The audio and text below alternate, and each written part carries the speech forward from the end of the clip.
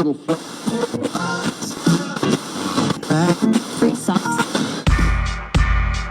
is the platform.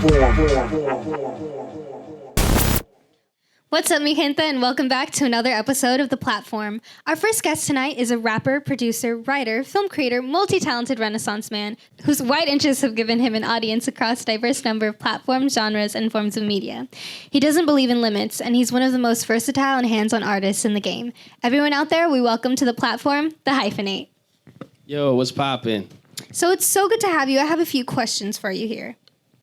I'm ready. So, obviously, you work across a wide spectrum of media. How did that all start, and when did music come into the picture?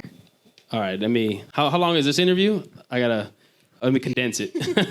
It's a long story, actually, but I'll give you the cliff notes. I started actually wanting to, I was a big fan of, I still am, a big fan of WWF at the time, currently WWE, so pro wrestling, Stone Cold Steve Austin, The Rock, that era. And me and my friends would do our own backyard wrestling inside the house. And my mom had a camcorder. I asked her if I could use it so I could record videos. And then I wanted to, so we would film our own little shows, our own little episodes of Monday Night Raw type things. And then I had wanted to edit the highlights of our best moves into, especially back then, when wrestlers would come out to fight, there was this Jumbotron with a big screen, and it had essentially a music video. It was like a highlight video of them, and they would come out all dope, right? So I was like, I want to edit my little highlights into something like that so I can have a little entrance video. That turned into me learning editing, skateboarding videos, and then doing film productions, wanting to become a filmmaker. That's where my first passion came from, which I'm currently still a filmmaker. But at that time, it was I already knew I wanted to be in film. I wanted to start entering my films into film festivals. And at the time, I was filming, editing, directing. I was doing a lot of stuff. The only thing that was unoriginal was the score music. So the mood music for the different scenes, for the emotions of the happy, the sad, the whatever. So at the time, I would go and buy CDs of score music soundtracks from films, use the best parts that fit the scene I was trying to convey an emotion with, but then I couldn't enter that into film festivals. So I was like, I should teach myself how to do score music, not knowing anything about music, not knowing how difficult that is, and you need to actually have some knowledge about how music works, music theory, etc. But I got some software. By default, it allows me to make any kind of music. I saw the movie Hustle and Flow and 8 Mile and other hip-hop related music movies, and I was like, especially Hustle and Flow, I was like, damn, I want to make beats. I can make beats. I have software for it. And so that turned into me teaching myself how to make beats, write rhymes, and then at first I started making music just for fun. Wasn't very good. It was just bullshitting, to be honest. But then I started falling in love with the art form, and then that turned into now me making music as a music producer, songwriter, performer, and still doing film as a director, editor, cinematographer, etc. Okay, so speaking of music, growing up, who were some of the artists, musicians, or otherwise that really stood out to you and made you think that art and music was something you wanted to make a big part of your life? So growing up, I listened to a lot of genres of music, pretty much everything. And I had zero inclination to actually want to become an artist and make music. But then when I started finally wanting to dabble and play with it, then I started really dissecting the type of music that I was most inspired by lyrically, which was mostly underground hip hop. So at the beginning of my music process, my musical journey as an artist, I was really looking up to Jedi Mind Tricks, Eminem always for sure, but on the underground side, Jedi Mind Tricks, Atmosphere, Swollen Members, a lot of lyrical MCs. So that was definitely the biggest inspiration, the biggest motivation for me into making music when I got serious about it. And then over time, when I started making various styles of hip hop, not just underground lyrical, started to make more club or more upbeat, more mainstream sounding sounds, and I started looking at the other artists that I really liked, which would be, I would say on the club scene would be Tyga, Eminem, again, always across the board on everything because he's lyrical, but he could also make songs that were beyond just lyrical storytelling. And then I would say Ice Cube as well. Ice Cube is one that I always looked up to because he had a dope way of delivering his rhymes, but also he not only made some club tracks or some mainstream tracks, but he also did give a lot of substance in some songs in his albums. So yeah, a lot of different artists. But then to add to that though, various genres of music I listen to. So like from Bon Jovi to Marilyn Manson, a lot of different things. I always kind of try to take a little bit from things that different artists that inspire me. That's really cool. So where does the name The Hyphenate come from? Was it a self-given moniker? Was it something appointed to you by someone else? Tell us the story behind your name. Yeah, so the Hyphenate does come from underground hip hop. Well, it was the inspired originally because it wasn't just the Hyphenate. My original rap name. Okay, let me see. Let me go back a little bit more. I'll give you a little bit more of the story. When I first started making music, I was trying to figure out what my artist name would be.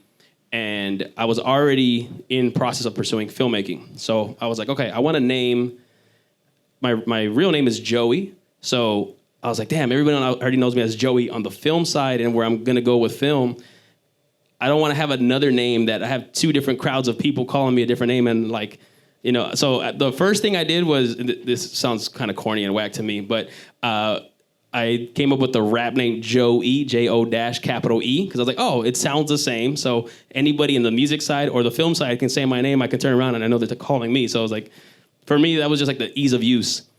And then I was like, okay, but that sounds kind of whack.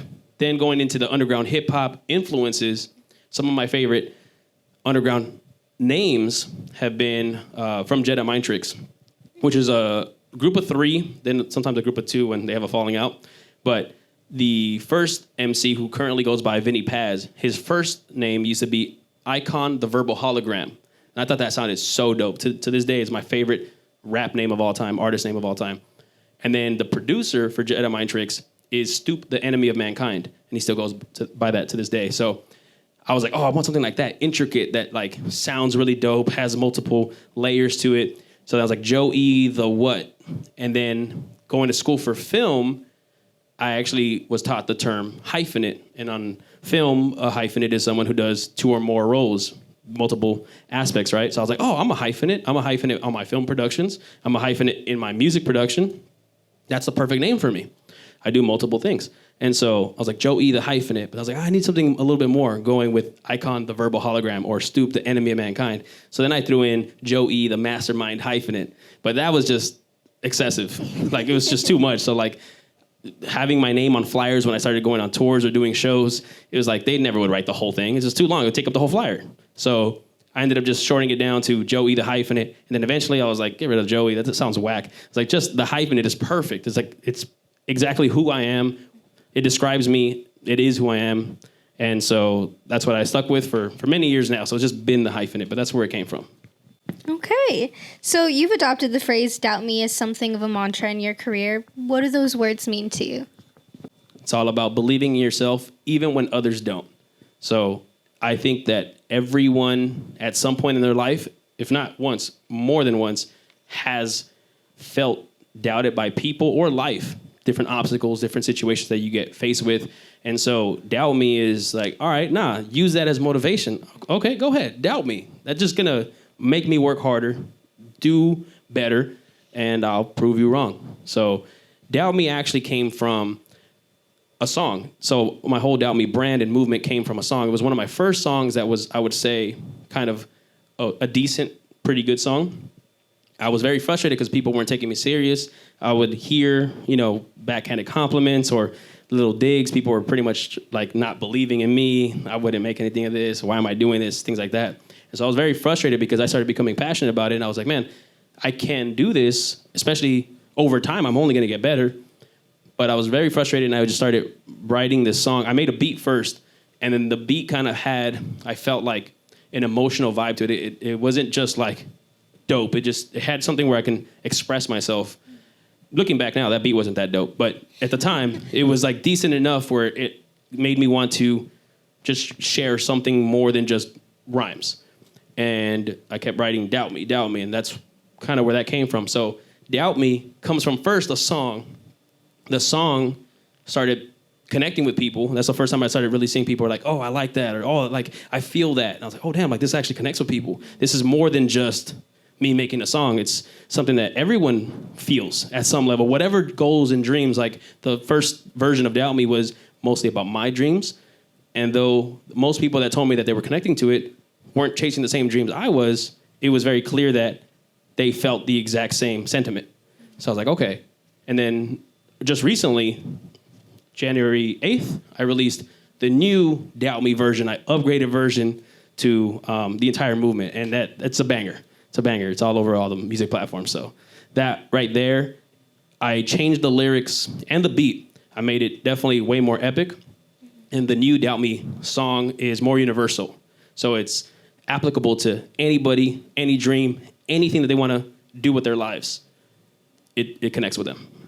That's really cool. So speaking of you getting better, I saw a really inspiring video where you made a really fire beat out of samples you recorded from your Tesla. So where did that idea come from, and what were you thinking while you were doing it? Yeah, so it actually wasn't my Tesla. Shout out to Tesla Raj, who's a big Tesla YouTuber. He has a big channel with a lot of dope content about Teslas. But I got connected with somebody in the Tesla community with some of my film production stuff, and then they found out about my music, and then we connected on music, and then I started getting introduced to more people in the Tesla community, and Tesla Club SoCal, which is a really big Tesla car club, so shout out to Tesla Club SoCal. And then I started creating a lot of content within my music and Teslas. So I had this music video that had, at the time, like the most amount of Teslas in any music video. And then I did this other video where the Teslas can drive themselves. So I actually have a video where the Tesla's driving itself through the 10 freeway in downtown Los Angeles. I'm on the driver's seat and it's just driving itself, and I'm with a laptop and a keyboard making a beat. And then, so some of these videos started going viral in the Tesla community. I did another video. Teslas have essentially like a computer built into it, so it's not just a big screen. It actually has games, apps, and they had introduced this app where you can, it's actually like a very basic DAW, digital audio workstation, where you can make beats. So as soon as that came out, I did a video collaborating with another guy who had a Tesla who's a part of the same club, and I showed how to make a beat in the Tesla from the Tesla software. Elon Musk's mom, May Musk, shared it, and then a bunch of other publications shared it. Then I was in talks with Tesla Raj about, let's collaborate on something. And I was like, I have this idea of making a beat with Tesla sounds. And so, that video came from just more and more. I was like, all right, what's next? What's next? Doing more Tesla-related musical content.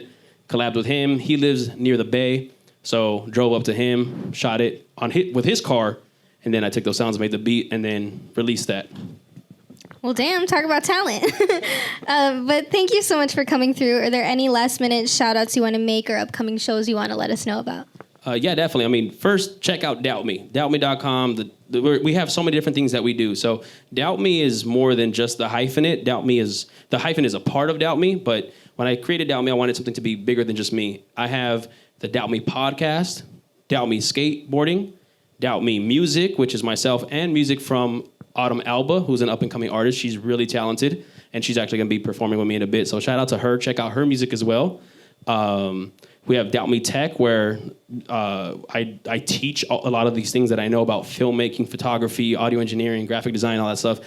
They have a channel where we have like a ton of videos where I just share how to do this, how to do that.